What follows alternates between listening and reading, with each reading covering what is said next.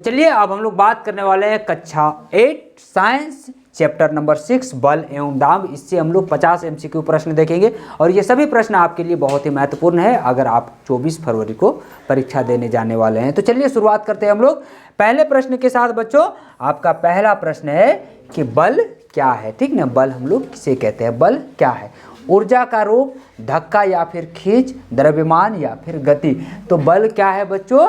तो बल धक्का या फिर खिंचाव को ही हम लोग क्या कहते हैं, बल कहते हैं। जैसे हम लोग जैसे ये पेन को हम इधर लिख रहे हैं तो क्या कर रहे हैं, धक्का लगा रहे हैं यानी कि बल लगा रहे हैं। तो बल क्या है, धक्का या फिर खींच को हम लोग क्या कहते हैं, बल कहते हैं, ठीक ना।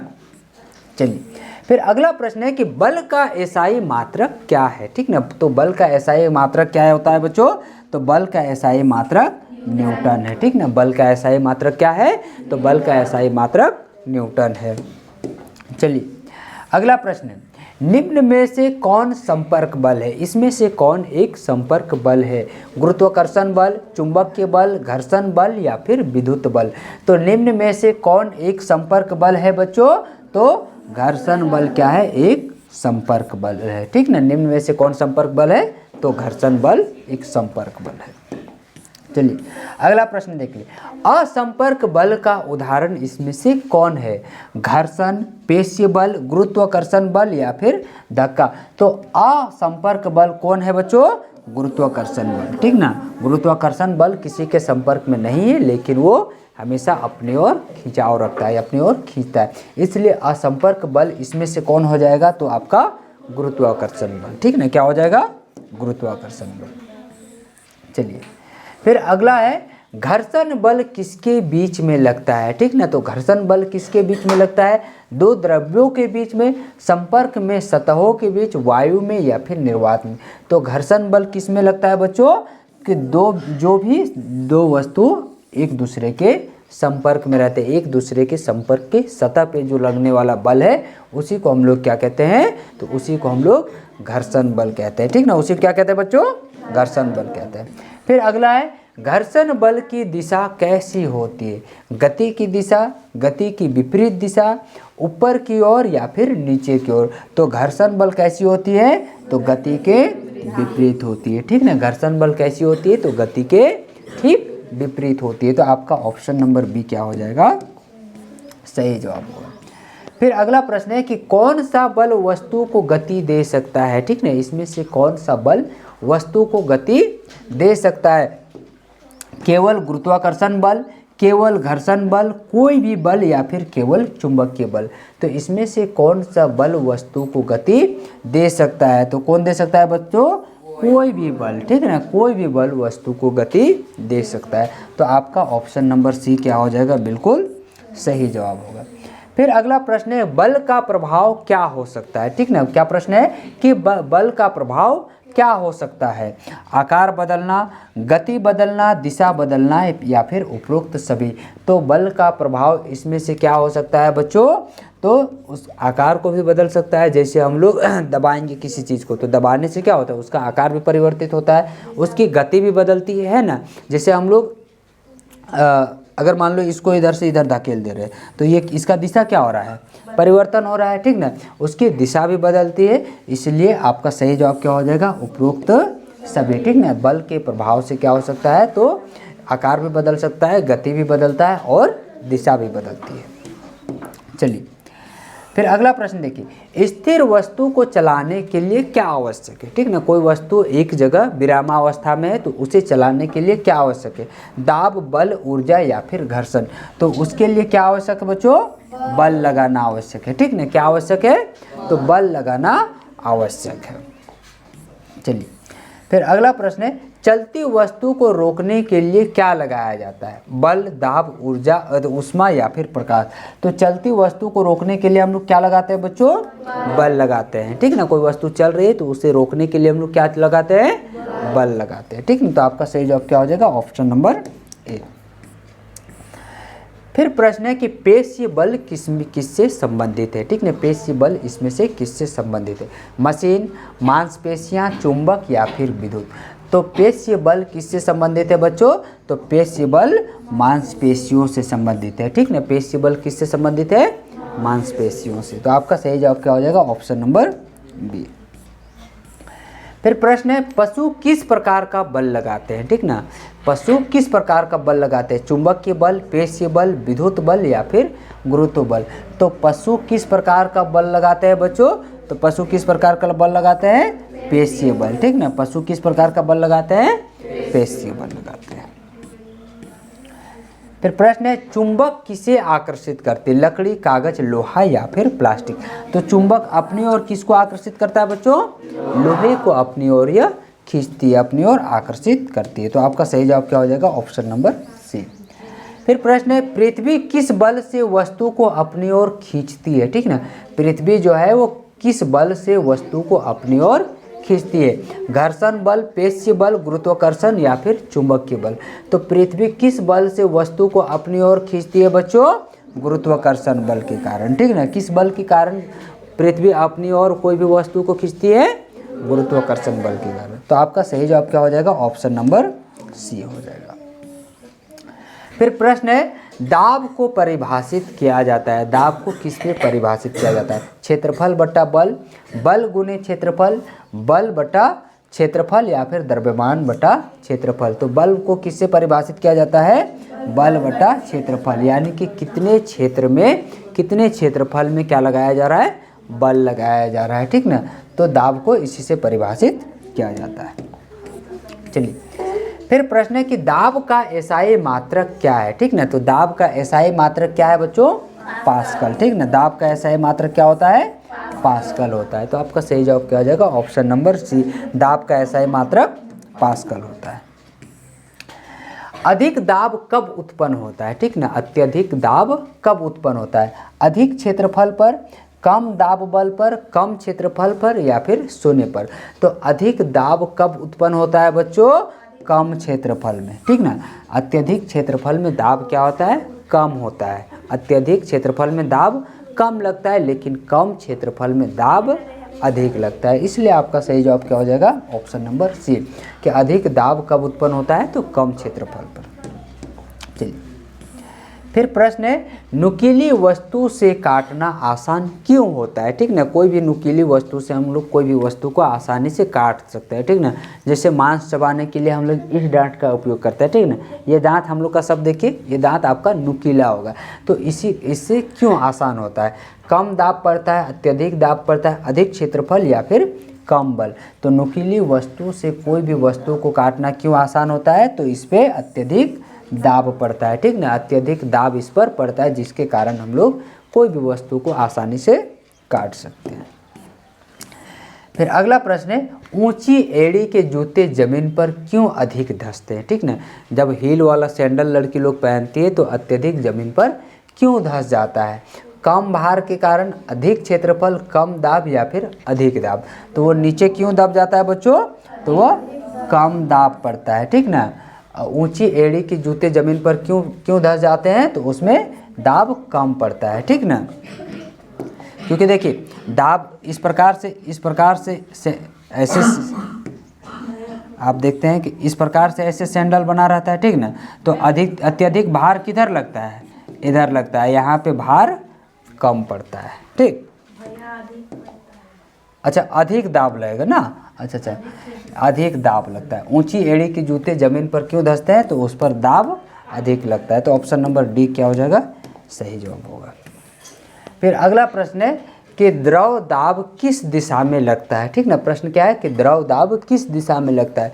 केवल नीचे दिशा में, केवल ऊपर, सभी दिशाओं में या फिर केवल बगल में? तो ये किधर लगता है बच्चों? सभी दिशाओं में। ठीक ना, द्रव दाब किस दिशा में लगता है? तो यह सभी दिशाओं में लगता है। तो ऑप्शन नंबर सी आपका यहाँ पे सही जवाब हो जाएगा।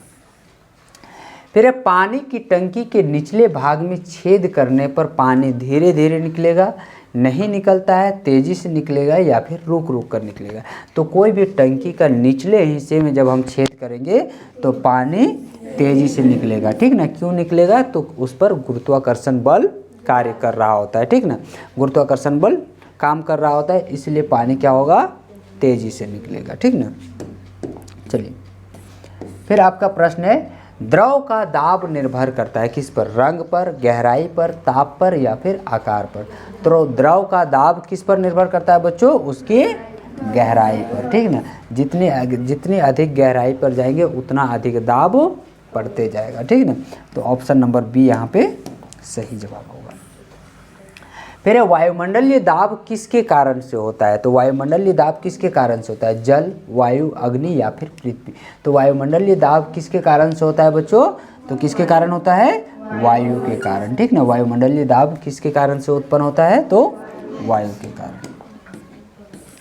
फिर वायुमंडलीय दाब का प्रभाव किस में दिखता है? ठीक ना। वायुमंडलीय दाब का प्रभाव किस में दिखता है? अस्ट्रो से पानी पीना, पत्थर फेंकना, चलना या फिर कूदना। तो वायुमंडलीय दाब का प्रभाव किस में हमें देखने को मिलता है? अस्ट्रो से पानी पीना, ठीक ना। वायुमंडलीय दाब का प्रभाव किस में दिखता है? अस्ट्रो से पानी पीना। चूसने पर अस्ट्रो में पानी ऊपर आता है, क्यों?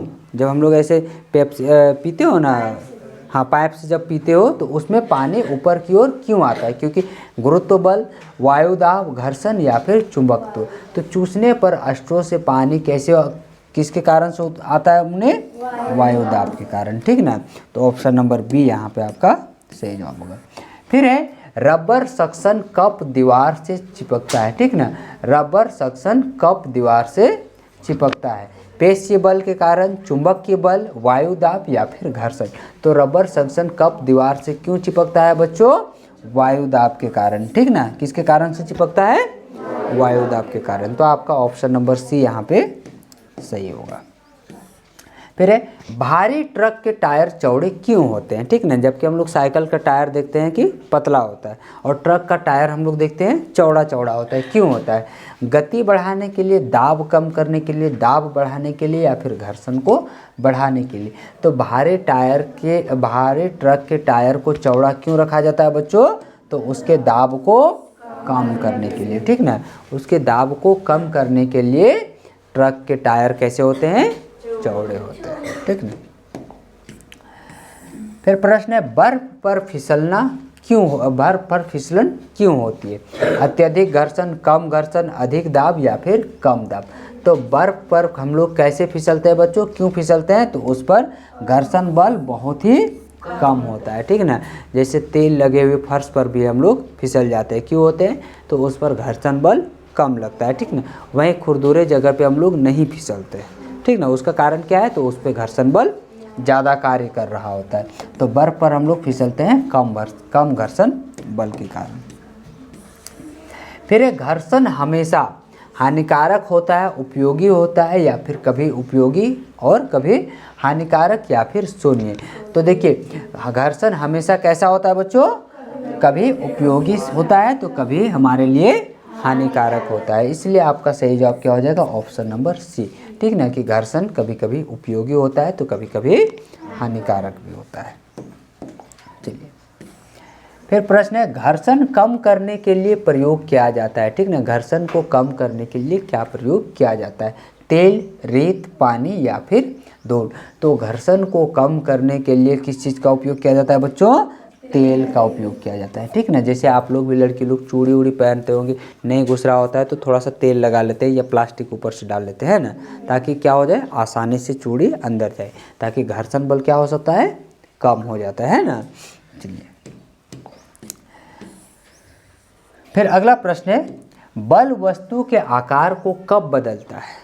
तो बल वस्तु के आकार को कब बदलता है? हमेशा या फिर कभी नहीं, कुछ परिस्थितियों में या फिर केवल ठोस में। तो बल वस्तु के आकार को कब बदलता है बच्चों? तो उसे कुछ परिस्थितियों में उसे बदलता है, ठीक ना। वो हमेशा नहीं बदल, वो कुछ परिस्थितियों में बदलता है, ठीक ना। चलिए फिर अगला प्रश्न है रबर बैंड खींचने पर क्या बदलता है? रंग, आकार, द्रव्यमान या फिर ताप। तो जब हम रबर बैंड को खींचते हैं तो उसका क्या परिवर्तन होता है? उसका आकार बदलता है, ठीक है ना। रबर बैंड को खींचने से क्या परिवर्तन होता है सूरज? उसका आकार परिवर्तन होता है। तो ऑप्शन नंबर बी आपका सही जवाब होगा। फिर प्रश्न है बल से वस्तु की गति में क्या परिवर्तन हो सकता है, ठीक ना। तो बल से वस्तु में क्या परिवर्तन होता है? तेजी, धीमी, रुकना या फिर उपरोक्त सभी। तो जब भी हम लोग कोई वस्तु को वस्तु पे बल लगाते हैं तो वो कभी कभी तेज गति करता है, कभी धीमा होता है, कभी रुकता है, इसलिए सही जवाब क्या हो जाएगा? उपरोक्त सभी हो जाएगा। ठीक ना। तो यहाँ पे बल से ये तीनों कार्य होते हैं। कौन सा बल हमेशा आकर्षण करता है? ठीक ना, इसमें से कौन सा बल हमेशा अपनी ओर आकर्षित करता है? चुंबकीय, विद्युत, गुरुत्वाकर्षण या फिर घर्षण। तो कौन सा बल हमेशा आकर्षण करता है बच्चों? चुंबकीय, विद्युत या फिर गुरुत्वाकर्षण। तो कौन सा बल हमेशा अपनी ओर आकर्षण करता है? गुरुत्वाकर्षण बल। ठीक ना, कौन सा बल? गुरुत्वाकर्षण बल। फिर है चुंबकीय बल लगता है केवल संपर्क में, बिना संपर्क के, केवल द्रव में या फिर केवल ठोस में। तो चुंबकीय बल कहाँ पर लगता है बच्चों? तो चुंबकीय बल बिना संपर्क के लगता है। ठीक ना, चुंबकीय बल बिना संपर्क के लगता है। ठीक ना। चलिए फिर प्रश्न है दाब बढ़ाने के लिए हमें क्या करना चाहिए? ठीक ना, कोई भी वस्तु का दाब बढ़ाने के लिए हमें क्या करने की आवश्यकता है? क्षेत्रफल को बढ़ाना चाहिए, क्षेत्रफल घटाना चाहिए, बल घटाना चाहिए या फिर द्रव्यमान घटाना चाहिए। तो दाब बढ़ाने के लिए हमें क्या चीज़ करने की आवश्यकता है बच्चों? तो क्षेत्रफल को घटाएंगे तभी जाके दाब क्या होगा? बढ़ेगा। जितना कम क्षेत्रफल दाब उतना ज़्यादा, जितना अधिक क्षेत्रफल दाब उतना ही कम लगेगा। चलिए फिर प्रश्न है बल का मात्रक किससे मापा जाता है? ठीक ना, बल के मात्रक का नाम क्या है? न्यूटन, पास्कल, जूल या फिर वाट। तो बल के मात्रक का नाम क्या है बच्चों? न्यूटन। ठीक ना, बल का ऐसा ही मात्रक क्या है? न्यूटन। फिर प्रश्न है घर्षण किस पर निर्भर करती है? ठीक ना, तो घर्षण किस पर निर्भर करती है? सतह की प्रकृति, क्षेत्रफल, ताप या फिर रंग। तो घर्षण किस पर निर्भर करती है? उस सतह की प्रकृति पर निर्भर करती है। ठीक ना, सतह की प्रकृति पर घर्षण निर्भर करती है। चिकनी सतह पर घर्षण अधिक होगा, कम होगा, समान होगा या फिर शून्य होगा। तो चिकनी सतह पर घर्षण कैसा होगा बच्चों? तो बहुत ही कम होगा। ठीक ना, चिकनी सतह पर घर्षण बहुत ही कम होगा और वहीं पे खुरदुरी सतह पर घर्षण ज़्यादा होगा। तो यहाँ पे ऑप्शन नंबर बी क्या हो जाएगा? आपका सही जवाब होगा। फिर प्रश्न है कि खुरदुरी सतह पर घर्षण क्या होगा? तो अधिक होगा। खुरदुरी सतह पर घर्षण क्या होगा? अधिक होगा। गेंद को लात मारना दाब कहलाता है, बल कहलाता है, ऊर्जा या फिर कार्य। तो गेंद को लात मारना क्या कहलाता है बच्चों? बल कहलाता है। ठीक ना, गेंद को लात मारना हम लोग क्या कहेंगे? बल लगाना। उस पर हम लोग क्या लगाए हैं? बल लगाए, तब गेंद जाके क्या होगी? लुढ़केगी या फिर एक जगह से दूसरी जगह पर वो स्थानांतरित होगी। फिर बल की दिशा बदलने से क्या बदल सकता है? ठीक है, जब हम लोग बल की दिशा बदलते हैं तो उससे क्या बदल सकता है? गति की दिशा, आकार, द्रव्यमान या फिर रंग। तो बल की दिशा बदलने से क्या बदल सकता है बच्चों? गति की दिशा। ठीक ना, बल की दिशा बदलने से गति की दिशा भी बदलती है। जैसे अगर अभी हम लोग इसको इधर धकेलने में बल लगा रहे हैं तो ये इधर जा रहा है, अब इधर लगाएंगे तो ये ऊपर की ओर जाएगा, है कि नहीं? तो बल की दिशा बदलने से क्या होती है? गति की दिशा भी क्या हो जाती है? बदल जाती है। ठीक ना। नींद लग रहा है क्या सूरज? नहीं ना। अगला प्रश्न है हवा द्वारा लगाया गया दाब क्या कहलाता है? ठीक ना, द्रव दाब, ठोस दाब, वायु दाब या फिर जल दाब। तो हवा द्वारा लगाया गया दाब क्या कहलाता है?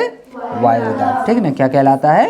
वायु दाब। हवा द्वारा लगाया गया बल वायु दाब कहलाता है। फिर दाब का प्रभाव अधिक होगा जब बल कम होगा, क्षेत्रफल अधिक होगा, क्षेत्रफल कम होगा या फिर द्रव्यमान शून्य होगा। तो दाब का प्रभाव अधिक कब होगा बच्चों? जब क्षेत्रफल कम होगा। ठीक ना, जब क्षेत्रफल कम होगा तो दाब का प्रभाव अधिक होगा। ठीक ना। चलिए अगला प्रश्न देखिए, बल और दाब का अध्ययन किस अध्याय में किया जाता है? जीव विज्ञान, भौतिक विज्ञान, रसायन विज्ञान या फिर पर्यावरण विज्ञान। तो किसमें हम लोग कौन सा अध्याय हम लोग पढ़ रहे हैं? भौतिक विज्ञान का हम लोग पढ़ रहे हैं। ठीक ना। चलिए फिर अगला प्रश्न है किसी वस्तु को धक्का देना संपर्क बल कहलाता है, असंपर्क बल, शून्य बल या फिर दाब। तो जब हम लोग किसी वस्तु को धक्का दे रहे हैं तो उसके संपर्क में आके धक्का दे रहे हैं ना, इसलिए कैसा बल कहलाएगा बच्चों? संपर्क बल। ठीक ना, कैसा बल कहलाएगा? संपर्क बल। फिर है चुंबक किस पर कार्य करता है, ठीक ना, चुंबक इसमें से किस पर कार्य करता है, सभी वस्तुओं पर, केवल धातुओं पर, चुंबक के पदार्थों पर या फिर अधातु पर। तो चुंबक किस पर कार्य करता है बच्चों, तो चुंबक केवल और केवल चुंबक के पदार्थों पर ही कार्य करता है, ठीक है ना। लकड़ी में चुंबक काम करता है क्या, नहीं करता है। लकड़ी में करता है क्या, नहीं करता है, वो सिर्फ लोहा वगैरह में करता है। अगला देखिए, दाब की गणना में क्षेत्रफल का मात्रक क्या होता है, मीटर, वर्ग मीटर, न्यूटन या फिर पास्कल। तो दाब की गणना में क्षेत्रफल का मात्रक क्या होता है बच्चों, वर्ग मीटर, ठीक है ना। क्या होता है, वर्ग मीटर, कि कितने वर्ग मीटर पे दाब लगाया जा रहा है। फिर पानी में गहराई बढ़ने पर दाब घटता है, समान रहता है, बढ़ता है या फिर शून्य हो जाता है। तो पानी में गहराई बढ़ने पर दाब क्या हो जाता है बच्चों, बढ़ता है, ठीक ना। हम लोग पानी के जितने नीचे जाएंगे उतना नीचे पानी क्या हो जाएगा, दाब बढ़ाएगा, ठीक ना, वो नीचे की ओर धकेलेगा। फिर देखिए, बल का प्रभाव नहीं होता है गति बदलने में, आकार बदलने में, द्रव्यमान बदलने में या फिर दिशा बदलने में। तो बल का प्रभाव किस में नहीं होता है बच्चों, तो किसी वस्तु के द्रव्यमान बदलने में बल का उपयोग हम लोग नहीं करते हैं। तो यह आपका 50 MCQ प्रश्न पूरे हो चुके हैं। तो फिर मिलेंगे हम लोग नए वीडियो में, तब तक के लिए धन्यवाद।